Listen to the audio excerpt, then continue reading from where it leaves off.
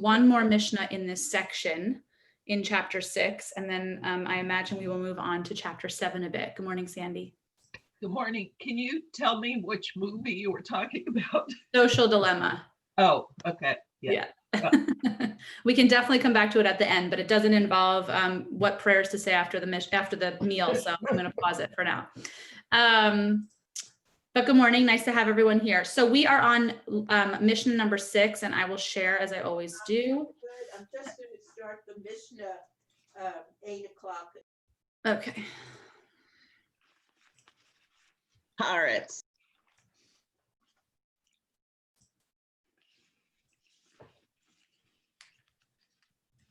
Were you saying a bracha, Catherine? I only heard the end part. I thought I should since I'm eating bread. Oh, good. Well, wait till you see what you have to say afterwards. That's the trouble. Okay. Can everybody see? Can everybody see where we are here? Mishnah 6:8. So we're actually going to start up here because we have we have some things to cover before we actually get into what our Mishnah says. And the reason for that is because it's important to understand. So up until this point, we have been talking about what we say before the meal for the most part, right? We've been talking about Borei Pri Ha'etz and Hamotzi, which Catherine just said over her, I think, bagel.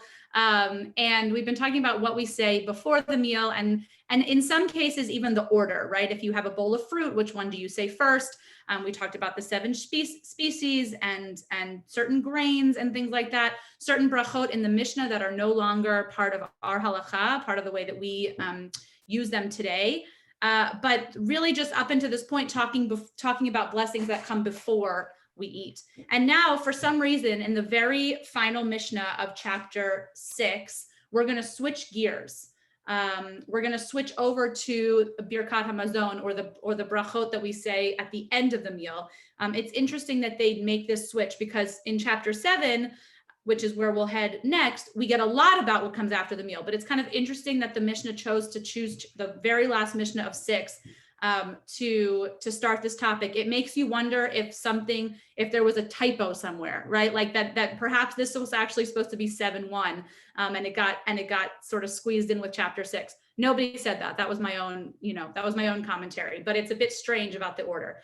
But before we do that, I want to just remind us, and we've seen this text before, but I want to remind us as to why we even say a bracha before or after in the first place, particularly after. So we have this pasuk, this line from the Torah that we read, I think 2 or 3 Mishnayot before when we were talking about the 7 species. And I can see someone's in the waiting room. It says, Ki Adonai Elohecha mivi'acha el eretz tovas, for Adonai your God is bringing you into a good land, a land with streams and springs and fountains issuing from the plain and hill, a land of wheat and barley, right? Eretz chita us ora v'gefen ut eina v'rimon, eretz zait or zait shemen udvash, a land of wheat and barley and figs and vines and figs and pomegranates, olive trees and honey. So those are the 7 species. A land where you may eat food. So you see it says eretz, eretz, eretz, eretz over and over and over. So there's this idea, like there's this reminder that the food is coming from somewhere. God is providing us with the land, and then from the land comes all of this sustenance. Eretz asher lo b'miskenut tochal ba'lelchem, a land where you may eat food without stint, where you will lack nothing. A land whose rocks are iron, from whose hills you can mine copper. And then it says, one of the most famous quotes in the Torah, Ve'achalta ve'savakta uve'rachta et Adonai Elohecha al ha'aretz hatova asher natan lach. When you have eaten your fill, but not only, when you have eaten, ve'achalta, this is a bad translation, when you have eaten and you are satisfied, ve'savata uve'rachta, that you should give thanks. So we're going to see this in this Mishnah, when you have eaten, so clearly that means afterwards, ve'savata, why they felt the need to say, not only have you eaten, but you feel satiated, you feel full, or you feel satisfied. We can talk about, what that actually sort of means. And then uverachta. So if you have this feeling, if you eat and if you feel satisfied, then you should say a bracha, because Adonai your God, for the good land which God has given to us. So that is where we're coming from this morning, from the Torah. It's important to remember that. And now let's get into the Mishnah. You see, I have ready for us all the brachot that we're going to say afterwards. Birkat Hamazon, bracha Chanan B'royer Nifashot. We're going to actually look at those texts, but I want to read the Mishnah first. Okay. Achal te'enim avenim v'rimonim mivarech achareihem shalosh brachot. Divrei Rabban Gamliel. So this is the first opinion, that if one has eaten grapes, figs, or pomegranates, he blesses after them 3 blessings. For the purposes of our Mishnah, similar to the way that we had hatfilah, we always know means the Amidah. When we see the construction of shalosh brachot, that's specific to Birkat Hamazon. We know that that's the 3 blessings that you say at Birkat Hamazon. And your question might be, but wait a second, Rabbi, we actually say 4 blessings after during Birkat Hamazon, not 3. And now there are even sometimes more. But for the purposes of the Mishnah, we're talking about the 3. So I'm going to read through the whole Mishnah, but then I want to actually go into each one. V'hachamim omrim bracha achat me'en shalosh. And the Chachamim say, the sages say, 1 blessing, which includes all 3. So 1 blessing, which will mention figs and pomegranates, but you don't have to say the full Birkat Hamazon because you haven't had bread. You haven't had like a full, maybe this is playing on the word v'savata. You're not fully satisfied with bread, like a full meal. So you say 1 bracha that sort of represents the things that you've eaten.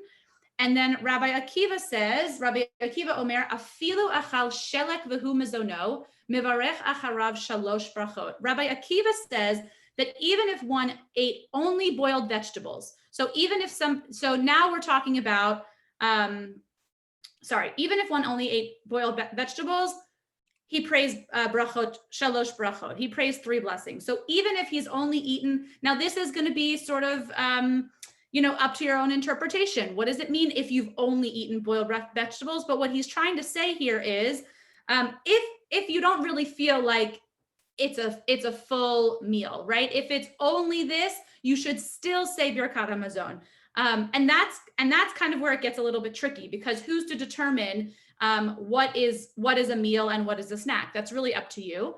And then there's 2 more opinions here. Hashote ma'im litzma'o omer shehakol nihiyeh bivaro. So Ernie asked this last time. Why isn't there a specific blessing for water? We need water to live. Well, here there's a line about it. If one drinks water to quench his thirst, he says shehakol. He says that blessing that's sort of the default over everything. And Rabbi Tarfon omer borei nefashot rabot. And Rabbi Tarfon says, one who creates many living things and their requirements.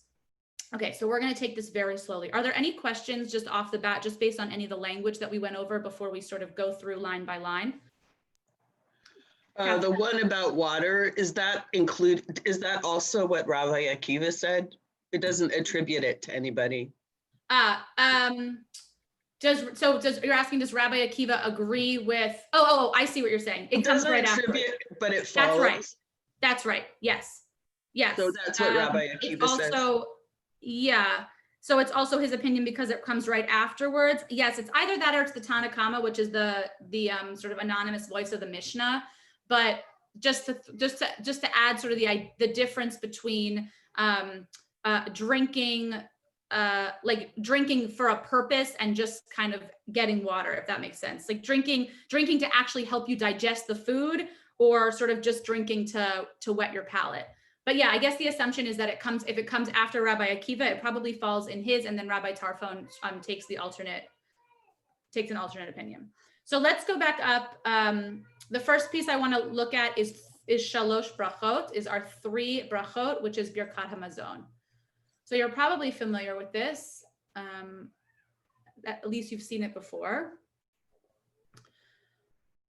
So if you look at Birkat Hamazon here, and you look at essentially the table of contents, right? You have the preliminary psalms, which is if you were on Shabbat or a holiday with Shir Hamala B'Shuv Adonai, right? That's not part of the structure of Birkat Hamazon, but that's how we open on Shabbat or on festivals. And then we have what's called the Zimun. The Zimun is what we're going to study in the next Mishnah, the first Mishnah of chapter 7. And the Zimun is the sort of calling together, Chaverai Nevarech, right? Saying to everybody, okay, everybody, let's bless on our food that we just ate. And then you have the actual brachot within the Birkat Hamazon that are counting. When we are talking about shalosh brachot, we're talking about these first three: blessings on food, blessings on the land, I'm going to show you what they are, and blessings on Yerushalayim, on Jerusalem. These three brachot are considered deoraita. They're considered from the Torah. And then hatov v'hametiv is a blessing that was added later. It's considered derabanan. It was added by the rabbis. So here's the first of the three. Blessed are you, and we have to go with Sepharia here on our translation. Blessed art thou, Lord our God, King of the universe, who feeds the whole world with goodness, grace, loving kindness, and tender mercy. Thou gives food to all flesh, for loving kindness endures forever. Thou great goodness, food hath never failed. Oh, may it not fail us forever and ever, thy name's great sake. Since thou nourishest and sustainest all beings and dost good unto all, like Shakespeare, and provides food for all thy creatures to whom has created. Baruch atah Adonai chazan et hakol. So that's the very first bracha. Yes, Ellen. Can you make it a little bigger? Is that possible? Try. There we go. Oh, thank you. Sure. Okay, so that's bracha number one, right? We have the blessing over the food. And then I think when I go back, it's going to mess me up. Oh, no. There we go. Okay, then we're going to have the land.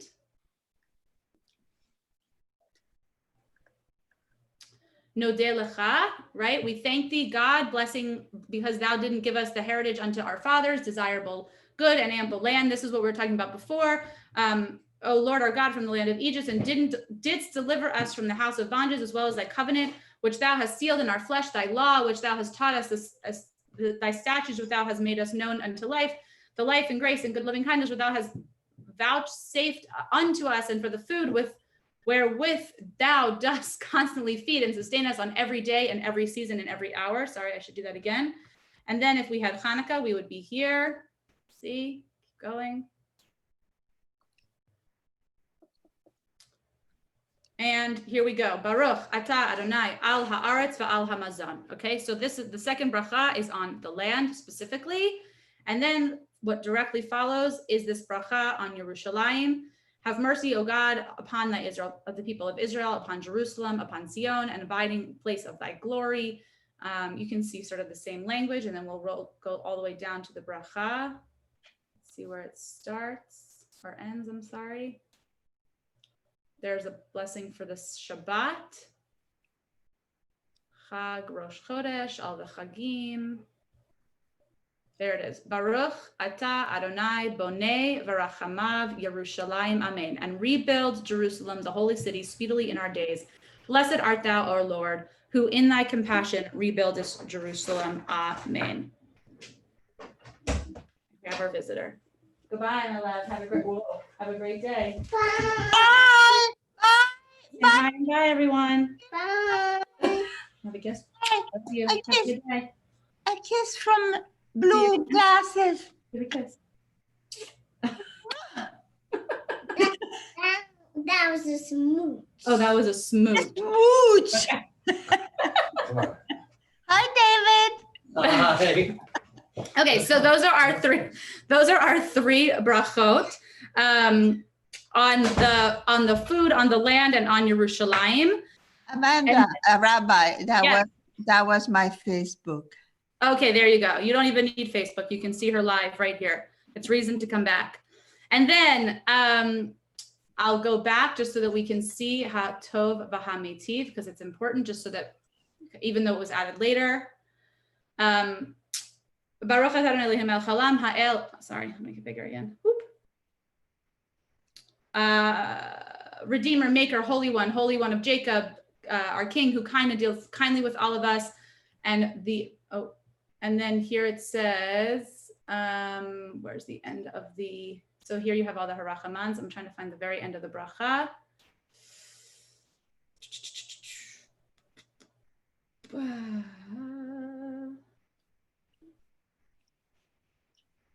Well, anyway, I don't think I can. Anyway, there's the three that we mentioned before are the ones that the Mishnah is talking about, and then this is an added one that came later, but is important, and we'll study it at another time. Okay, so that is the structure of the birkat, and that is what we say I guess depends on what at this moment, what we have is we have the words of Rabban Gamliel, who says, we'll go back to the Mishnah. We have the words of Rabban Gamliel, who says, over grapes, figs, or pomegranates, he blesses the 3 blessings. He says that's sort of the most stringent opinion is that one, right? That even over these small little fruits, which I guess are the 7 species, so that's why they're highlighted, right? Even over these 7 species, we say the full, quote unquote, the full benching after the meal, the full blessing after the meal. And the sages have a different opinion. The sages are just going to introduce us to 1 bracha. So when they say 1 here, the blessing that we most often think of is called bracha achrona.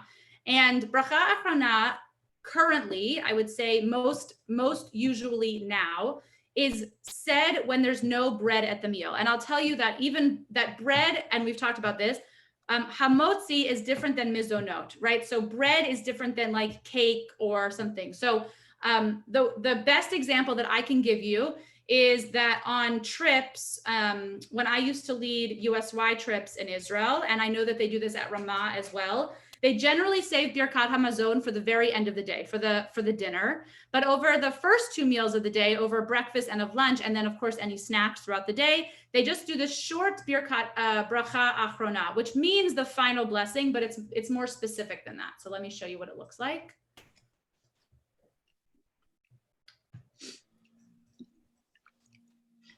Okay, so here, this is specific to these 3 categories: grapes, figs, and pomegranates, olives or dates, right? The 7 species, or after wine, or after any of these grains. And you would say, Baruch Atah Adonai Eloheinu melech haolam, and you can see it goes from right to left. So you would start with this one if you had this, and then see that they add this little ve, right? And you would say this one, and you would say this one, and then you would say this middle paragraph. You might add one of these lines depending on if it's Shabbat or another Chag. Hatov v'hametiv, again, right? For the Lord are good and do good to all. We offer thanks over whatever is the thing that we've eaten. Amen, period, right? So it's very, very short. It's much, much shorter than what we might be used to as Birkat Hamazon. Okay, so that's one of the brachot. Now that's, as I said, very, very specific. Now in this bencher, in the bencher that we use at Beth Sholom, in the conservative bencher, on the next page of this, right? So we have all of this, and then on the next page we have, but if you haven't eaten figs or pomegranates or grapes or olives or dates or wine or any of the 5 grains, right? Like what if you just had a banana? Surely you still have to say a bracha after you eat. And so this bencher gives us an example. It looks like the Koran does not, and so I pulled it for us so that we can see it. Borei nefashot.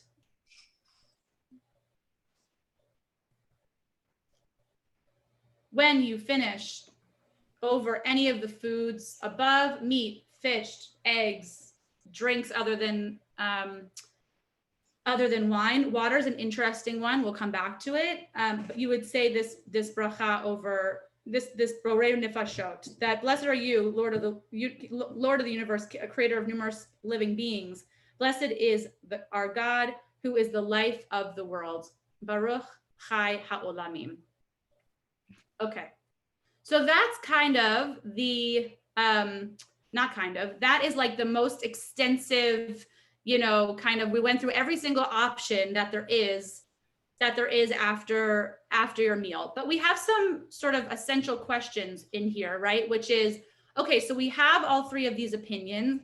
What do we actually do? Does anybody have any thoughts about sort of any of these? Like, do any of them stand out, make sense to you? Any thoughts, Catherine? Well, you said that Rabban Gamliel was the most stringent, but isn't Rabbi Akiva the most stringent? No, he's Because Well, he's saying you should say 3 even if you ate boiled vegetables, not the grapes and the pomegranates. Well, yeah, okay, so that's a fair, right? So that's fair. So Rabbi Akiva says, even if it's something outside of the species, I guess what I meant by stringent, and you're right, I misspoke. I meant specific. So Okay. He's naming these specific things of the 7 species. He doesn't say all of them. And it's not clear as to if he means all of them. I think if he meant it, he'd probably say it, right? So we're actually only talking about grapes, figs, and pomegranates. But yes, that's right. Rabban Gamliel is sort of specific on those things. He says you say the birkat after the 7 species, or at least those 3 of the 7 species. And then Rabbi Akiva is essentially saying, I think, as far as I read it, he's saying even if you had boiled vegetables, but he doesn't include grain necessarily. He's talking about, he's basically trying to distinguish between what is a meal and what is a snack, right? So if one eats only boiled vegetables as his meal, then he would say birkat hamazon, right? And this would be, potentially complicated because we don't have bread with every single meal these days, right? So it's not always as clear which one is a meal and which one. But for example, if you were to follow Rabbi Akiva, you could sit down for, steak and potatoes, and you would say birkat hamazon even though there is no bread, I guess. It's kind of what, so it's kind of tricky. You have to sort of figure out, in this household, I can tell you for sure, we disagree what's a snack and what's a meal, right? Things like, and it's different for everybody, right? Sometimes, meat to me always feels like a meal. Maybe that's not true for everybody. Meat, in places that meat comes very easily to them, maybe you would just, I don't know, have a small burger slider or something like that, and it would be a snack. Anyway, any other thoughts? Marcia. Yeah, this is going to sound very heretical, but I'm looking at all of these prayers that we're to say, and this is 3 meals a day. If you're lucky enough to have 3 meals, this is an awful lot. And each prayer kind of repeats part of the other prayer, and it seems like this is I won't say overdoing. It's sort of like, I don't trust that I'm going to get another meal, so I better praise this God a real lot in case I won't have another one. As opposed to, why is the birkat hamazon sort of on Shabbat maybe so long, is because we're having such a great time being together. You're less likely to, you're not, in our cases, we're not singing it alone. And it's part of a communal experience in addition to being a prayer. The prayer is part of it, but it's not the totality. And I can see, in a sense, why in many, if not most, conservative Jewish homes, at least, a very long birkat after every meal is not the practice.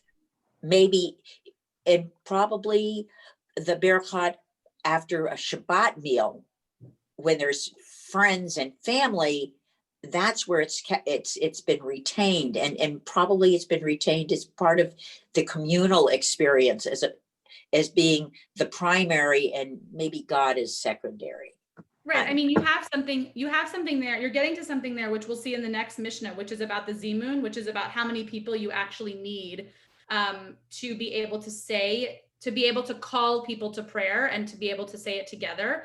And something else that you raised, you didn't raise it exactly, but I'm going to pull it out of what you said, is like, I had this exact same thought when I was reading this Mishnah. Of course, I thought of Beth Sholom and the sort of tradition around birkat hamazon, which is that everybody eats and schmoozes, and then the people who want to stay might be gathered to bench, and there's a lot of singing, right? And what if you, Marcia, didn't actually have something that constitutes as a meal, right? But you kind of get swooped in to saying birkat hamazon. There's something called a bracha levatala, like a bracha in vain, right? That you would say a blessing for something that you haven't actually completed or that you haven't actually done. And so that is kind of an interesting spin on what we know is the culture around birkat hamazon in communal settings, right? Where you kind of just start singing and then people gather and you don't actually know, did Marcia have a bagel? Did Catherine have a steak? Did, Ellen have like a few grapes? Here's Todd for the communal birkat hamazon message. We're actually somewhat stringent on that.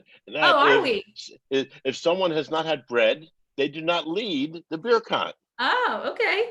All right. That's good to know. I wouldn't have known that rule. I've only been around for 6 years. So, that's good. Yes, So, Catherine. so in fact, we've had some bread. So people, if you want to leave, have the bread if you haven't had the bread. Yeah, good. That's good to know. You all are on this class. You're hearing it from the source, and you'll have to spread the word. Catherine. No, I was just going to say, but what we do at Beth Sholom in terms of, singing and course. drawing it out and everything, that's not how people do it in their everyday lives. Observant people keep the benchers on the table, and they do it. Each person pulls out the bencher, and it's very fast because it's like Minion, people just zoom through it. Right. And that's, it doesn't take a lot of time, in fact, to do it, but no, and you can see in the Mishnah that you can do it, but you can do it either way. It's not like a minyan where you wouldn't say the brachot. You just wouldn't say the zimun. You just wouldn't gather people at the beginning with the chaverai. So like I've been on, observant trips, right? Where not even just USY, like more observant than that, where it's been a group of rabbis. And generally what happens at the end of meals is somebody will say, do people want to do a zimun essentially? Like, do people want to do this together? Or do we all just want to grab our benchers and do this on our own? And there's usually a collective understanding about what happens. And yes, Catherine, you're right. That being said, that experience of Birkat that Marsh is talking about is some people's only experience of Birkat because of Shabbat. And people do a big, to do around Birkat Hamazon on Shabbat. Betsy, did you have your hand up? I do now. Again, because Catherine spoke to part of what I wanted to say. But what would you think, Amanda, if, like, how many conservative Jews at this point in time where more people are less traditional and stuff, even, I'm serious about this question, actually have a clue about Birkat if they're not people who come to a place like Beth Sholom that at least gives the option of participating in it if you're hanging around that late on Shabbos, or if you didn't go to camp or on an Israel trip of some sort as an adult or as a child. I mean, my story is I learned about it after I was 23, and I was at a Christian retreat with my friend that was a silent retreat, and we had all these great prayers around food before and after. And I was like, well, why don't we say stuff like that? And discovered when I was trying to create an alternative Haggadah that in fact there's this long thing after the meal that's in every Haggadah, but I had no clue, even though my father always said it, because I wasn't interested. So it's like, really, I don't even think most Jews have a clue about it, or that we blessed before and after stuff. Yeah, and so I don't know. I'm really interested in your more experienced. But in the religious school, like when they have snack, they always say a blessing after. Yeah, but I'm talking about if you're a family who's not that connected, like if you don't have an education or camp or social dynamic experience as a kid or as an adult. Well, adults. Nobody's going to. Well, so my question to you, Betsy, I'm happy to answer your question, but why do you ask that? Like, what's the how many people are as clueless as I was till I was 23 when I was raised in a pretty traditional conservative synagogue? It's not even about being clueless. I mean, you could ask that question about anything that we've studied up until this moment, right? We've studied all the prayers of Pesukei de Zimra. You should get there an hour early to pray. You should not interrupt people. You should, if somebody walks in the door, you shouldn't look up during the Shema. I mean, we can ask that question about any of these Mishnayot, right? We're just, and the truth is, like, of course, most people don't know or sort of observe this way. And yeah, like, spread the word. I don't know what to tell you, but yes, I would say that you're absolutely right, that the general population, never mind conservative, Reform, Orthodox, certainly Orthodox might be more aware of it, but that's not to say that every Orthodox Jew says Birkat Hamazon 3 times a day. Don't fool yourself, right? So, it's an interesting question, and I think you're right that there probably could be more awareness. How, I'm not so sure. Sandy. Stephen Cohen and Arnie Eisen did this research long ago. Oh, yeah. To show that well over 90%, it was almost 97% of conservative Jews have a Reform lifestyle, and their preference is just for more classic traditional liturgy and style. But that's been published a long time. Okay. So that's a real statistic. Irene. That makes me wonder if, to answer Betsy's question, if maybe there is a transition where there is an English form of prayer that gives thanks before and after, that is not so selective and specific, that kind of wakens the sense towards learning something a little bit more traditional. Yeah, I think the Borei Nefashot is the perfect example. The third or the second of the sort of one-liners that we looked at, and in a way kind of echoes Shehakol, which is like it's not really a default, but it kind of covers everything.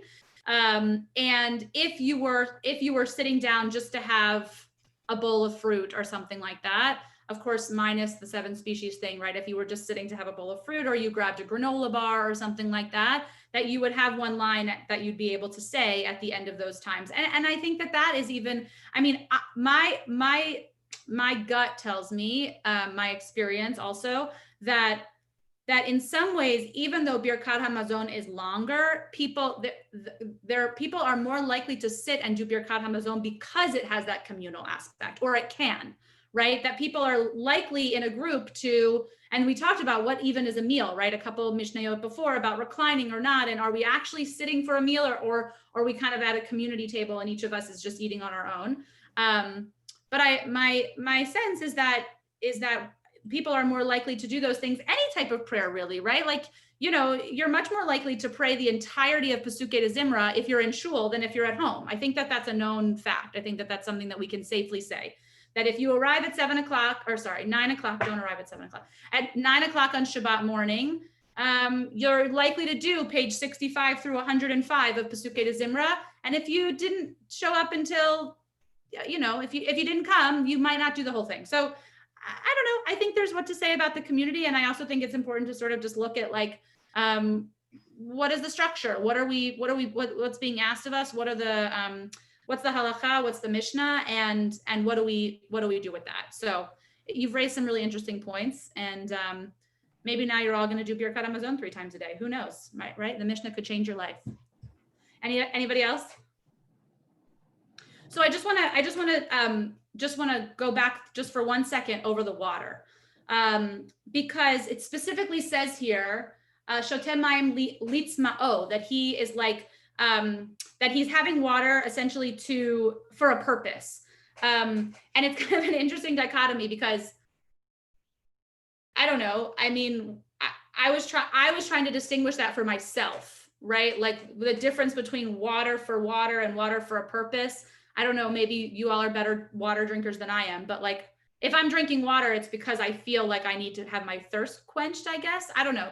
But it's specific. It's very specific here. And so unlike eating it doesn't say if you ate a grape because you were hungry, right? Or if you ate a meal because you were hungry. I guess maybe that's understood. With water, they find it necessary to actually say, if you're drinking, for Rabbi Akiva to say, if you're drinking water, specifically to quench one's thirst, as opposed to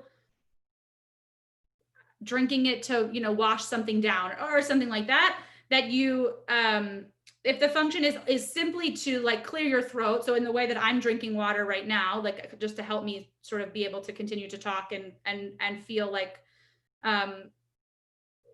you know, feel like just my throat is clear, then you don't have to say a bracha. Like I technically wouldn't have to say a bracha over this at the end.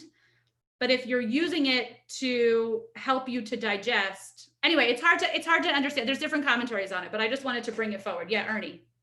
Well, there are different reasons we drink. One, as you say, is because you're thirsty. You've done a lot of work, you've sweated, and you're dehydrated. So that's thirst. But that's a physiological need. There is also an autonomic need. When you have speakers and you see a glass next to the speaker, it's not because they suddenly get thirsty. It's because they are stressed, and the autonomic nervous system stops the salivation, and the saliva is necessary for lubricating for speech. And so that's why they have the glass of water, and it has nothing to do with thirst. It has to do because the person's stressed. Got it.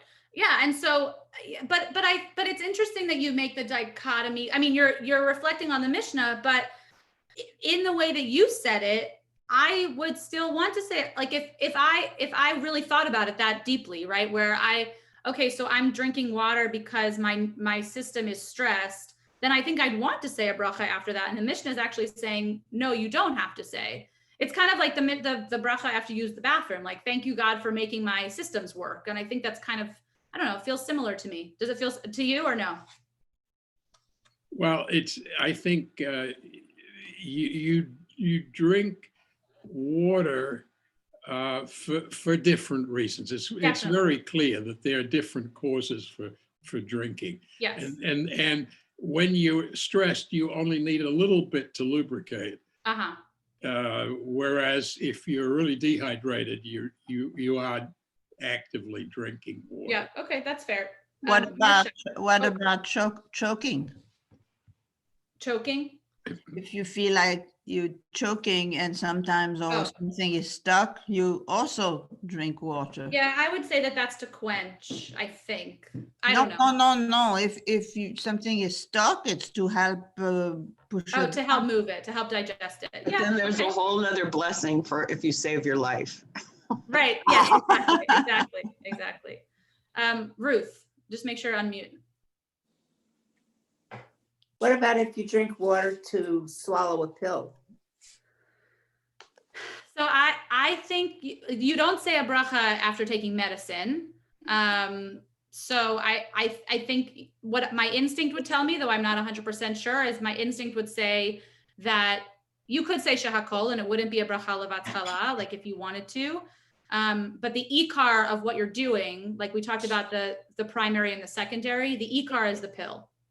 The water is kind of to help it go, right? The hummus is the ikar and the bread is to help it go. So that would be my instinct. Marcia. Well, there's another reason to drink water, and maybe you could also put it in the same category as eating food.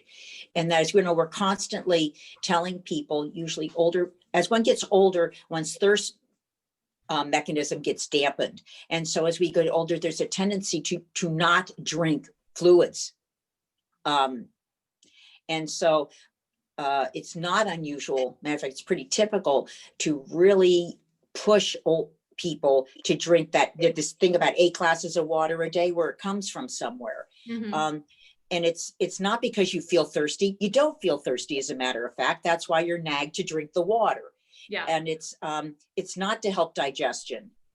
Right. Don't they say that once you feel thirsty, it's too late? Like if you're feeling thirsty, you're already dehydrated or something like that. Well, right? It's like Bernie said, you've been sweating. This is not for the person who's been sweating. Yeah. And this is not just one person. This is many, many people. And it's maybe the same that same thing about getting people to eat who don't feel hungry, to sustain them. I don't know if we look at water in that vein, where do we put it? Right. But I think we also have to read it in context to what we have studied before. And what we studied before is that wine was the primary beverage, right? Wine was the primary liquid that they drank. And so I guess the Mishnah is here to tell us that if you're drinking water, you're likely drinking water for a purpose, and therefore you should say Birkat Hamazon. A bracha after, right? A bracha, a short something. You should say something at the end of it, because you've actually said it. You've actually said it for a purpose. Okay. Sandy, your hand's still up, but it might be old. Sandy Goldstein? No. Okay, just checking. All right, we are going to any other thoughts? That was good. 45 minutes on one Mishnah. That's how it's supposed to be studied. Yeah, Ernie. When you started, you mentioned the grapes, figs, and pomegranates, and I've been thinking about that as opposed to grain, which Todd said is a requirement to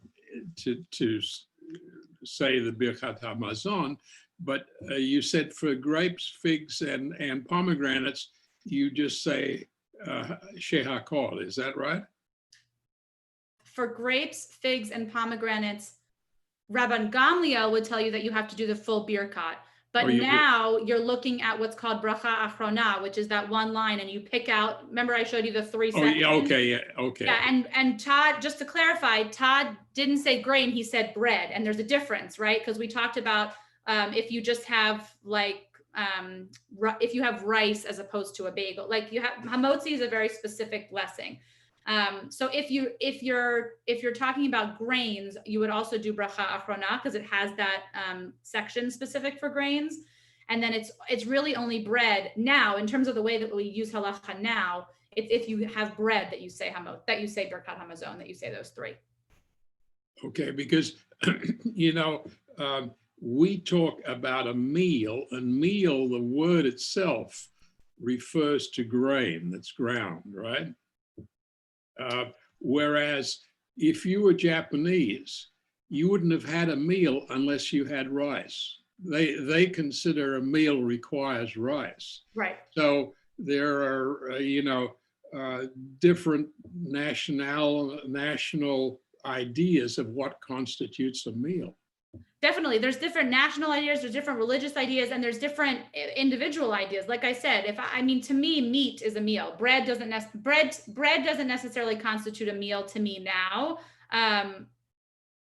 But something like meat certainly would. And they're saying actually that if you didn't have bread, you might not have to say the full birkat. So there's definitely room for interpretation.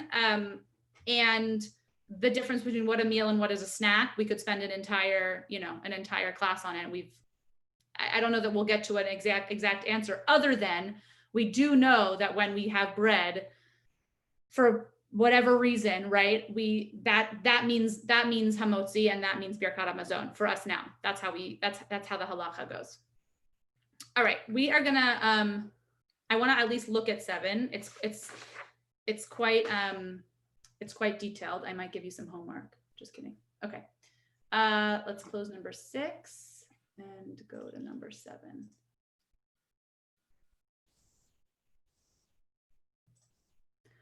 By the way, I think just to sort of close out chapter 6, in terms of what we've been talking about, all these brachot before and after, and I know that sometimes it gets a bit tedious. You can feel like, does anybody really have time in their life to sort of mull over these brachot and say them all and get to all of them? And I think for me, and also I think the people use the Mishnah and these halacha sort of differently, right, in their own lives. But I do think that the topic of conversation that we had, I think last time or maybe the time before, about kavanah, to me is like the piece that stands out the most, which is that I'm not here to tell you that you have to say a bracha before and after every single thing you eat, but I do think that it helps us to have a kavanah around our day, which is that not only is there just one bracha before everything we eat, but actually it's sort of making us sort of step back and look at the things that's on our plate and that go into our mouth and where they come from. And so I hope that it's not, it hasn't come here to drive you crazy, rather just to sort of give some awareness of what our tradition says about the various food groups and how we bless over them. Yes, Sandra. I wonder if you could put the last blessings on again. I'm really confused. What is the bracha achrona, and what is the last one you mentioned, hatov hametiv, specifically? We know the ones about the three blessings. That's very common and in our homes and synagogues, but the last ones I'm very unclear about. So here's what I put in the chat is the bracha achrona, which has the 3. I'm going to give you the link so that you can look at them, peruse on your own. Okay, good. And I'll give you the birkat hamazon also, which you probably have in a bencher somewhere, right? You probably have a bencher somewhere in your house. Oh, right? yes, of course. Yeah, at least one, right, Sandra? So I'll give it to you also. The 3 bracha, it's probably just the way that we're talking about them, meaning you're saying you're unfamiliar with them only because we're calling them. No, I'm not unfamiliar, but I'm confused because of all this talk about when you say what. Yeah. So, okay. So I guess if we had to line it out, we would say, if you had bread and you said hamotzi, you say birkat hamazon. That's the right. brachot shalosh, which is what it's saying in the Mishnah, plus hatov ha'metiv, which is the fourth bracha, which you're so used to, you're just not even aware of it. It's in our Birkat Hamazon. We say it with those other three, right? But you couldn't find it. No, so I don't know what it is. Oh no, we did see it. Hold on a second. Oh, we did? Okay. I guess I think what I didn't find was the end of it. Oh, okay. But I saw the beginning of it.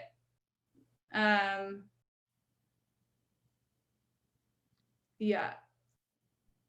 Let me go into 7 and I'll come back to Okay. it. I'm going to put it in the chat for you to peruse. I think I did already. There's 2 there. And then I can stay at the end and sort of go through it, but I want to do 7 before we depart. Okay. Okay. So here is Mishnah number 7. So this Mishnah, as I mentioned before, this is the 7th chapter is all about the invitation to Birkat Hamazon. So it's not just necessarily about the 3, or in this case 4 brachot, but it's actually the very short piece at the beginning of Birkat Hamazon that invites somebody to pray, right? So we'll go back to here, Zimun, just to look at it. Rabotai Nivarech. So inviting, it says here, the following instruction is customary for 3 or more males above the age 13 have eaten table together. In our next Mishnah, we're going to talk about men, women, children, and that obligation. Not today, but we'll get there. And then you see that the table responds, blessed be the name of God, over and forever and ever, Leilam Ba'ed. And then this is all sort of the opening parts of it before we actually get to the blessing. So this is the part that we're talking about when we're talking about the Zimun. Zimun literally means to invite. So it's the opening call. It's the opening calling of people together to recite the Zimun. And this Mishnah in particular is going to talk about when the Zimun is recited. And we're not going to get through it. I can tell you, I'll just give you a heads up. So, 3 that have eaten together, it is their duty to invite one another to say Birkat Hamazon. So, if they are eating a meal, the assumption is this Kovei HaSeudah, which we learned 2 or 3 Mishnayot before, if they are in that reclining position and they are actually seated for a meal, we won't get into what that means because I think we sort of understand that it's not clear, but we have our own understanding of it. If they have gathered together for a meal, 3 people, it is their duty, it's a mitzvah, right? They're chayav, they're obligated to invite one another to say Birkat Hamazon. Achal damai umaaser rishon v'nitla trumato umaaser sheni v'hekdesh v'nifdu shehashama she'achal kazayit v'hakuti mizamnim alehem. So then we have essentially in order to be a part of a zimun, these are requirements. 3 of them, there are 4 requirements. 3 of them are listed in our Mishnah. In this Mishnah, the 4th we'll see the next time.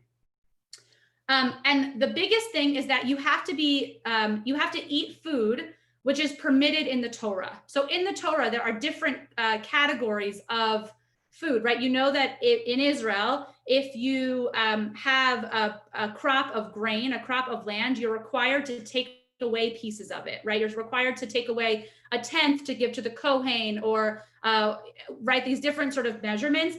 And so these are the different categories of the food. The damai. So I brought for you, let's just read to the end and then I'll show you. So it says, one who ate damai, sorry, hold on a second. I should space this right here.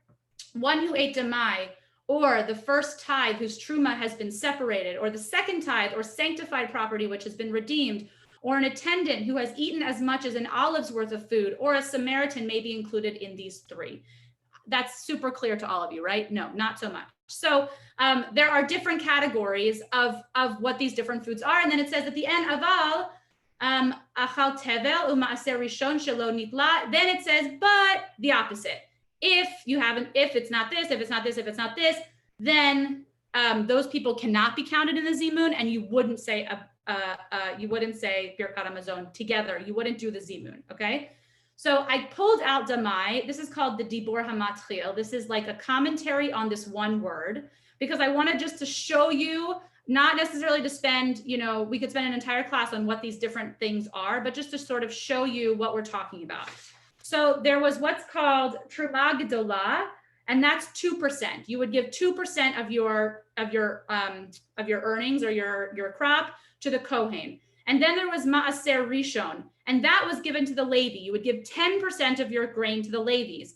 And then there was Trumat Maaser, and that was what the Levi of that 10% gave to the Kohen. And so the Levi was supposed to give 10% of his earnings, essentially 10% of the 10% to the Kohen. And if they don't do this, then that offering is not holy, or that food that you've eaten. If from that food the truma or the maser sheni or whatever hasn't been given away properly, then that food is not considered to be able to be eaten whole in a holy way. In other words, you wouldn't say a bracha on it. So here's the demai. Produce of the masses. This is like the general Am Yisrael now is not you wouldn't say that as a kind. Can you see? Can you still see the text? Oh, my computer shut off for a second. That was weird. Can you still see it? Okay. Yeah, yes. Sorry. So it says, which are called damai. It's essentially the doubtful foods. Like if you don't know, if you're worried about it because you're unsure if the common person, quote unquote, would have actually given it separately. They're saying that you don't necessarily have to worry about it, that the damai is still counted. Like if you come across this type of food, see it says, you can still see? Okay. So it's listing the different ones that I told you here, right? Truma Gedolah, 2%, Maser Rishon, et cetera, et cetera. The sages forbade eating from their produce until they would tithe it. And if one ate from the produce that was not tithed, one recites the appropriate blessing on it, and it is not considered a mitzvah performed account of sin, since most of the masses did do the tithe. So the damai is this kind of, you might be worried about it. You might not be sure exactly if the tithing was done. But in this case, the damai is able to be eaten. You trust enough that it has been done, that you're able to eat it. So those are the big categories, and it's kind of a strange, like very intricate list. But let's go back up and see the opposite.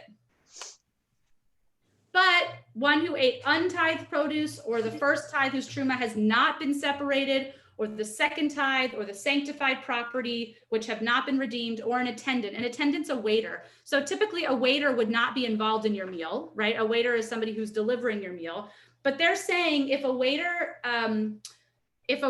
ate kazait, if a waiter ate the amount of an olive, kazait is a measurement that we see a lot in the Mishnah.